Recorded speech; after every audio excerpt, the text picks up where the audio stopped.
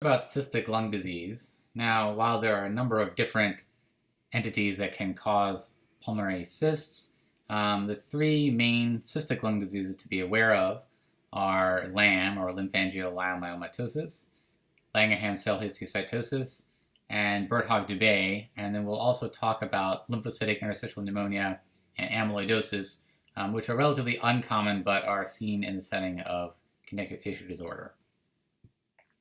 So let me start with LAM, and we'll look at a case, and I'll highlight some findings that distinguish cysts from emphysema as well. So here you can see a patient with numerous pulmonary cysts. Now, there are a few clues when you see a case of cysts to distinguish those from emphysema. First of all, if you have the holes distributed, throughout the lungs or in the lower lung zones, that's obviously unusual for emphysema, at least for central lobular emphysema. So if you see cysts at the lung bases, you should think it's probably not emphysema. The other helpful features are that cysts tend to have defined walls. Here we can see a pretty nice example of that.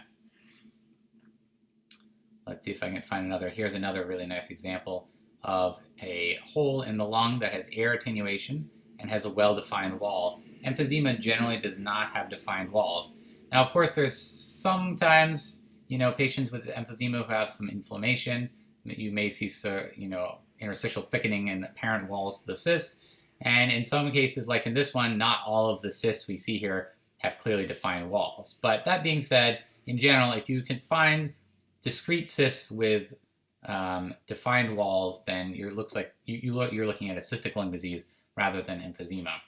Another feature is that cysts really should not have blood vessels running through them, whereas emphysema often does have blood vessels running through it. Again, that one's also not 100%, but is usually a good rule of thumb. So once we've decided that we're looking at a cystic lung disease, what do we need to think about in terms of our differential diagnosis? Well, there's several important things that we need to look at. First of all, are patient demographics and history. In particular, you want to look at the patient's gender and whether they are a smoker or have connective tissue disease, such as particularly Sjogren's syndrome, but any of the other ones, lupus, or mixed connective tissue disease, rheumatoid arthritis, etc. All right, clinical history aside, what else are we looking for on the imaging itself? We're looking for the distribution of the cysts. Are they upper lobe predominant? Are they diffuse, sort of uniform? Or are they lower lobe predominant? And then are there any associated nodules or other features of the lung parenchyma that are abnormal? So keep all of these factors in mind as we look through all of these cases.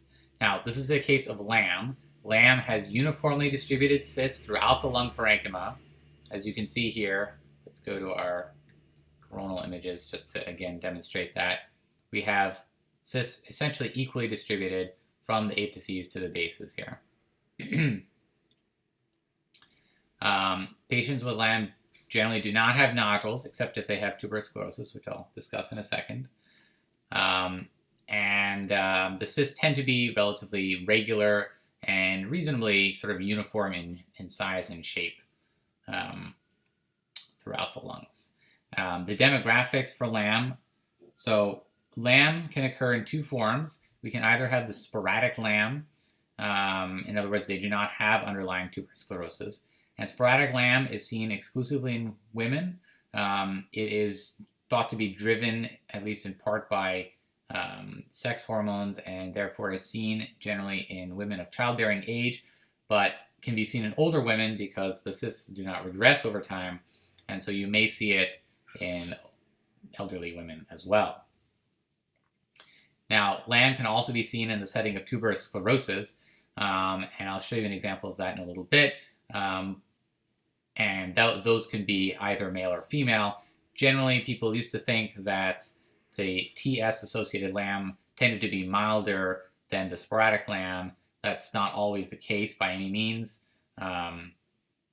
So, don't you can't distinguish the two based on the lung imaging per se, but we'll discuss some ancillary features that can tell you if the patient has TS or not. At any rate, so again, uniformly distributed cysts throughout the lung parenchyma in a woman, a middle-aged woman in this case. So this is LAM. Now I'll show you another example. And this patient, just show you the chest x-ray as well. The chest x-ray is pretty characteristic in these patients. They appear to have increased interstitial markings with normal lung volumes.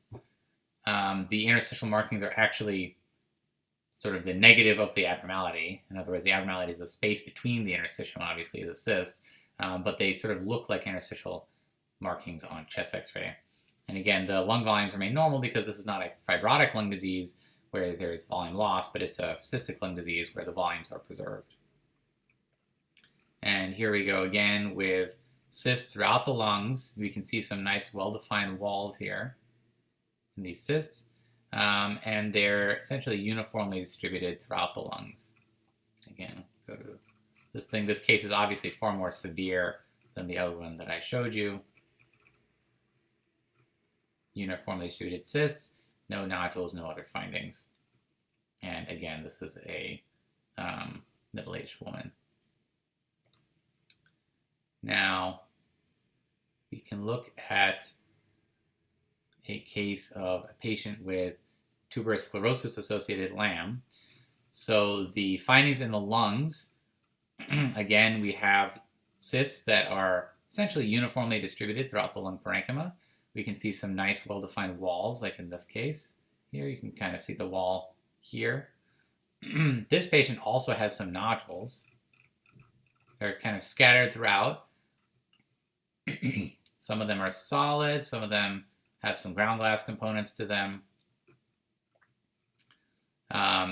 These nodules in a patient with TS represent MMPH, or multifocal micronodular pneumocyte hyperplasia.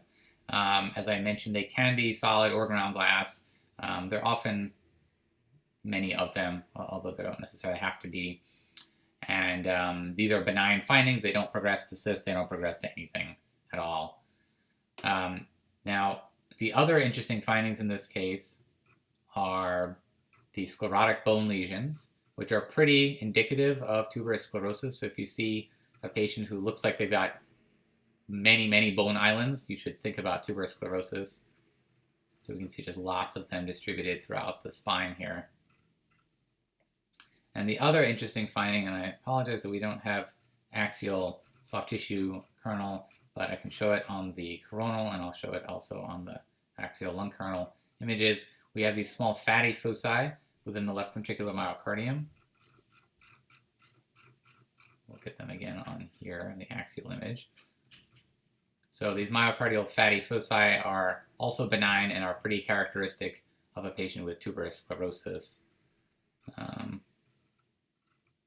And I don't remember if this patient, oops. Yeah, this patient has numerous angiomyolipomas within the kidney. You can see these fat-containing lesions. Patients with sporadic LAM may also have angiomyolipomas in the kidneys, although they tend to be much fewer. But the presence of AMLs does not automatically imply that the patient has tuberous sclerosis. But again, if you see many, many of them, that's usually a good clue. And then, as I mentioned, the sclerotic bone lesions and myocardial fatty foci are also very strong indicators. Okay, so that's LAM. Now, moving to Langerhans cell histiocytosis. LCH is a smoking-related lung disease, almost always in adults. And in these adult smokers, it is almost always limited to the lungs. This, of course, is in distinction to what we see in pediatric patients, where it's a systemic disorder not associated with smoking, obviously, and may require chemotherapy. The smoking-related LCH generally regresses upon quitting smoking. So I'll show you several examples. Now, LCH is an interesting disorder, kind of like some other disorders that we see, where it has different phases of the disorder. And in LCH, the patients start out having nodules. The nodules then progress to a mixture of nodules and cysts, and then in the end stage or burnt out LCH, they only have cysts. Now, patients may present at any point along this spectrum. You may occasionally see, and I'll show you an example of progression from one point to from nodules to cysts. We may not see that. The nodules themselves, if the patient quits smoking, the nodules may regress entirely. But once you get to the cystic phase, the cysts, of course, will not regress over time. And so while those patients should still quit smoking, their lung function will not necessarily improve. So let's start out with this case, which is a case of LCH with nodules. Now, in either case, the nodules or the cysts, this LCH is an upper lung predominant disease. It tends to spare the lung bases, particularly the costophrenic sulci. And the nodules can have a rather varied appearance. They may be solid, they may be irregular, and they may, like in this case, have small cystic spaces in the center. This represents the Cheerio signs. You can see a small cavitary nodule with a thin ring, to sort of thin solid ring and central lucency. Reminds one of the breakfast cereal. The Cheerio sign may be seen in several entities. The important ones to remember are LCH, as in this case, metastatic disease, particularly either mucinous GI adenocarcinomas or lung adenocarcinoma.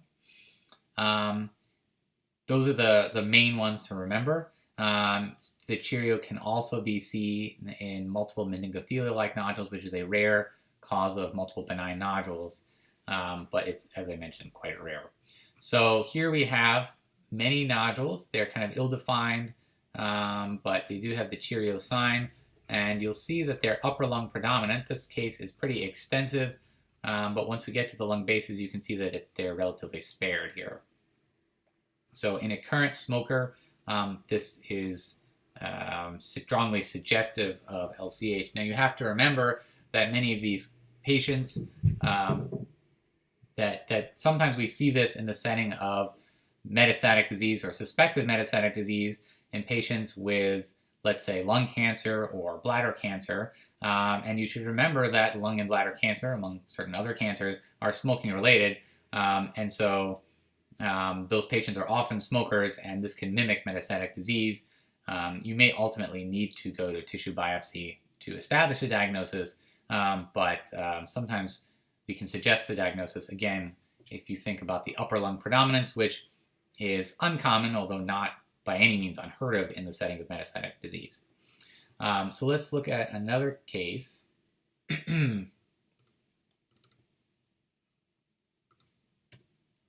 Now this patient, again, current smoker, we see numerous irregular nodules throughout the lung parenchyma with relatively sparing of the lung bases. Now you might, in this case, also consider sarcoidosis, which can produce numerous irregular nodules with upper lung predominance. This patient was a current smoker, and on follow-up, the nodules actually regressed, but they developed these small cystic spaces, which were actually new since the prior study. So they're not emphysema, but they're actually cysts, even though it's hard to really tell by imaging here. So this is a case of progression from nodules to cysts. I'll show you another example of both nodules and cysts.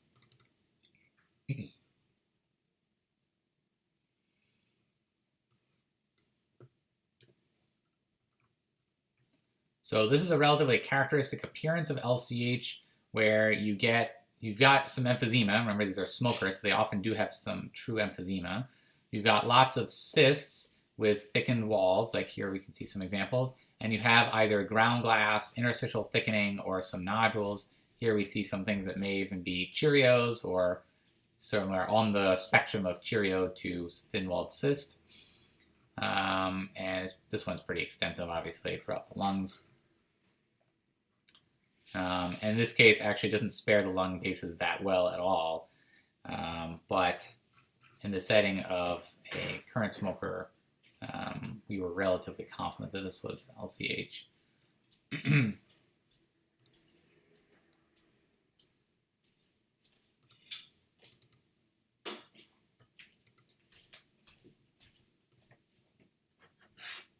And then here we have a case that's essentially completely cystic LCH, with, again, sparing of the lung bases. Now, again, a lot of these cases, it's combined emphysema and cysts, so it can be a little bit hard to tell sometimes which ones are the cysts and which ones are the emphysema. But again, the presence of the interstitial thickening is suggestive that it's not just pure emphysema.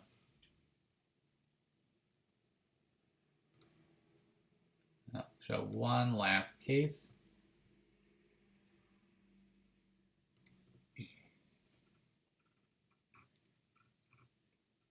And this is, again, a pretty good example of combined emphysema and LCH. We see some things where there are true walls, other things where they're not true walls, upper lung predominant. So clearly some of these are emphysema and some of them are cysts, and the lung bases are spared. Okay, so, so that was LCH. Again, remember that we see this in smokers, and you may have concurrent nodules, nodules only, nodules plus cysts, or cysts alone, but it's upper lung predominant, and the, I'll show you another point to make here, that the shapes, these tend to have irregular shapes, not quite all the same uniform shape. Some of them are more oval, some of them are a little bit more round in this case. Not all the same shape. Okay. Now we'll move on to Birt-Hogg-Dube syndrome, which has been for a long time thought to be rare, but is in fact, I think, more common than was originally appreciated, and was just misdiagnosed or undiagnosed in a lot of patients in the past.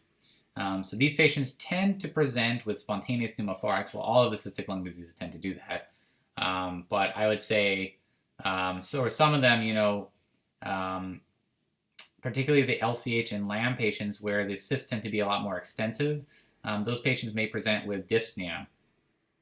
Birt-Hogg-Dube and LIP generally do not have a very large number of cysts, and so those patients tend not to develop dyspnea, but they will present with a spontaneous pneumothorax. So Birt-Hogg-Dube is a genetic syndrome. The patients have skin changes. They have these small bumps called fibrofolliculomas that are generally seen on the face. They're at increased risk of renal carcinoma, and they have pulmonary cysts. The cysts in Birt-Hogg-Dube are lower lung predominant. There are no associated nodules, and the interesting features of the BHD cysts is that they tend to be subpleural and perivascular, and they tend to be kind of what's described as floppy. So you may see some large cysts that kind of look like they're flattened. So here's a nice example along the major fissure. Here's another example along this major fissure here. And again, paramediastinal cysts are supposedly very characteristic, although you don't necessarily always see those, but here's an example. Here are some perivascular cysts. You can see that they tend to have a little bit more of a polygonal shape rather than the round or oval shaped cysts that we see, for example, in LAM. And so here we go. Again, you can see that it's lower lung predominant. I'll show you the coronal images. Lower lung predominant cysts. And so it's important to suggest this diagnosis if you see a patient with lower lung predominant cysts and no other obvious medical history. The facial features, the facial skin bumps are often not appreciated by the clinicians unless they know what they're looking for. They can be rather subtle. And it's important that these patients get this diagnosis because then they need to be screened for renal carcinoma. And I'll show you one more example of BHD.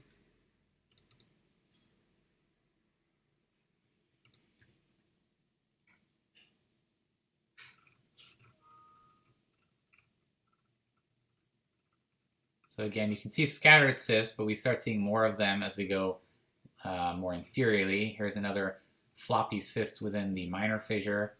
And again, very similar appearance to the other case. We've got sort of perivascular and subpleural cysts, rather polygonal shapes. Here's quite a large one. This patient, as you can see, doesn't have many paramediastinal ones. That might be the only one that's truly paramediastinal. But lower lung predominant, polygonal shape, and this characteristic sort of perivascular subpleural location, pretty characteristic of Birt-Hogg-Dube syndrome. Okay, now we're going into the less common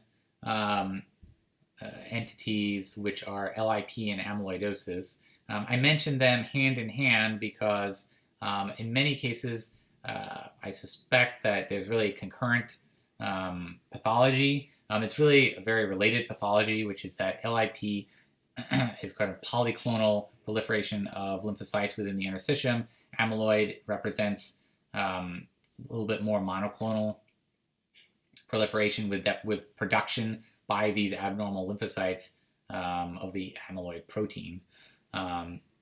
This is the nodular form of pulmonary amyloidosis as opposed to the interstitial form, which is very rare. The interstitial form is generally seen in patients with systemic amyloidosis, usually in the setting of myeloma, although not always, whereas the nodular pulmonary amyloid is generally seen in patients with autoimmune disorder, similar to what I mentioned with LIP. So both LIP and amyloid are seen in the same context. So what context is that? It's immune dysregulation. Classically, we think about Sjogren's syndrome, but other connective tissue disorders can give you this. I've seen several cases with lupus. And then the other important group of patients to think about this in are patients with immune dysregulation, particularly patients with hypogammaglobulinemia or common variable immunodeficiency.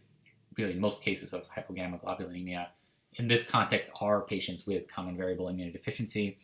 And then also HIV-associated LIP, although that is quite rare, at least in the modern era.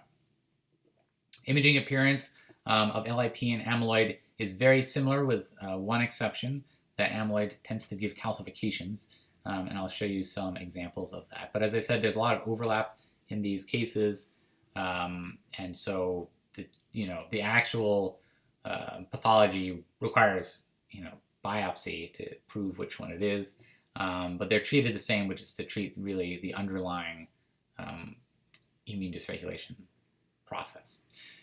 So let's start with some examples. So both cases tend to have a combination of both nodules and cysts, although you may have only nodules or only cysts. They generally are mildly lower lung predominant. This is a patient with known Sjogren's syndrome. You can see there are scattered pulmonary cysts. You can see at least some of them, you can see the wall of the cyst. I will say, here's another nice example.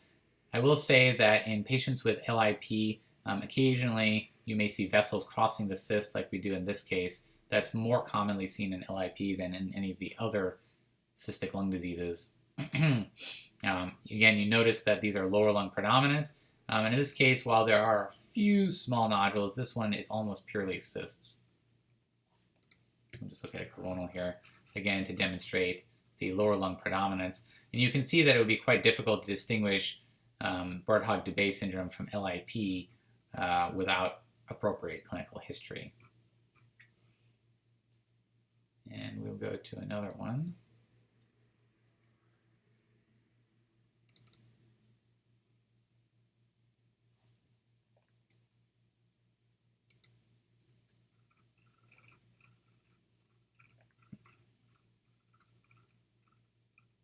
So again, we see lower lung predominant cysts. Here there's a nodule. The nodules in LIP may be solid, ground glass, or a combination of the two. Here we can see some cysts. There's a nice wall around this one. Not very many cysts, so as I had mentioned, with both Birt-Hogg-Dube and LIP, we tend to have very few cysts. With LAM, it's variable. You may see very few cysts. You may see the lungs completely replaced with cysts. And with LCH, again, it's variable, tend to have more cysts rather than fewer. So these are both cases of Sjogren's syndrome with LIP. Now, amyloidosis, as I mentioned, the clue is if you see calcifications. And so let's look at some of these cases. Otherwise, you cannot distinguish on imaging the two entities. So here again, we've got scattered pulmonary cysts. This is quite a large one actually here. You can see again some little vessels in the middle of the cyst. And then here you can see that this one is actually, the nodule part is calcified, and it's sort of associated with the cyst. The nodules, the calcifications may or may not always be associated with the cyst in this entity. Again, we see that it's mildly lower lung predominant. Here we have another partially calcified nodule associated with the cyst, and several nicely defined cysts down here, lower lung predominant. So if you see this, you can be pretty confident that this is amyloidosis, given the presence of calcifications. And we've got one more example.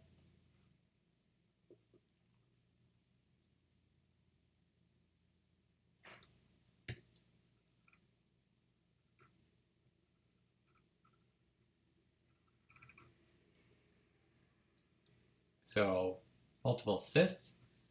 You can see this large nodule here with some rim calcification. The pattern of calcification in amyloidosis is quite variable. You can see this case, it's sort of speckled in this nodule. The other cases, the nodules were almost completely calcified. Here's a completely calcified nodule in the middle lobe. So these nodules in this case are actually quite large. And in this type of setting, it's pretty common for these patients to get a tissue diagnosis for the larger nodules, just to make sure that there's not a true lymphoma arising here. LIP is not really thought to be pre-malignant by itself, but patients who develop LIP are at risk of developing pulmonary lymphoma, particularly the MALT lymphoma. And so, as I said, these nodules are monitored. If they are growing, then usually a tissue diagnosis is pursued. Again, we've got the scattered pulmonary cyst in addition to these calcified nodules. So this is a case of amyloidosis. So that covers the main entities. There are some rarer entities that are associated with cysts. Remember that cysts can be a consequence of infections. Of course, classically pneumocystis, pneumocystis jirovecii pneumonia can lead to pulmonary cysts or pneumatoceles. That's very uncommonly seen nowadays with adequate treatment of these infections, but it may be seen in late-stage PJP pneumonia. You can also see pneumatoceles from necrotizing pneumonia of other causes, such as Staph aureus. Other rare entities that we see cysts in, neurofibromatosis type 1, you can have scattered pulmonary cysts. Desquamative interstitial pneumonia occasionally has associated cystic change, and I'll show you this case. Was pathologically proven to be DIP. You can see, so there's clearly emphysema. There are also cysts. You can see that at least some of them do have defined walls. There's clearly diffuse ground glass throughout the lung parenchyma. There's even some traction bronchiectasis, and the cysts are extending to the lung bases. The ground glass was pretty diffuse throughout the lungs. Difficult to prospectively make the diagnosis of DIP in this case, because it's a very confusing case, and DIP doesn't often give cysts, but this is just an example of that. It does occur. It's described in the literature, and these cases, as I mentioned, often will require tissue diagnosis for confirmation. So those are the main ones to really think about. We mentioned that you should distinguish emphysema from cysts by the presence of walls and generally absence of vessels within the cyst. There are some other things that can sometimes be confused for a cyst. I'll just show an example of cystic bronchiectasis, which I don't think anyone would really confuse for cyst, but just to show it as an example, you can see that these are, while on a single slice they may appear to be cysts, obviously they're clustered, but as you scroll, you can see that they're in fact communicating with each other. So they're not cysts, but they're actually tubular structures. This is bronchiectasis. This is probably post-infectious bronchiectasis in this particular case. So again, cystic lung disease, you want to remember patient demographics, particularly the gender, patient history, particularly smoking history, and history of autoimmune disorders. And then when you look at the cyst, you want to look at the distribution. So upper lung predominant, you want to think about LCH. If you've got diffuse, you want to think about LAM. And then if you have lower lung predominant, LIP, amyloidosis, and Birt-Hogg-Dube. The cysts that have nodules, LCH, LIP, and amyloid are associated with nodules. And so those are the main things to think about. I hope that was helpful.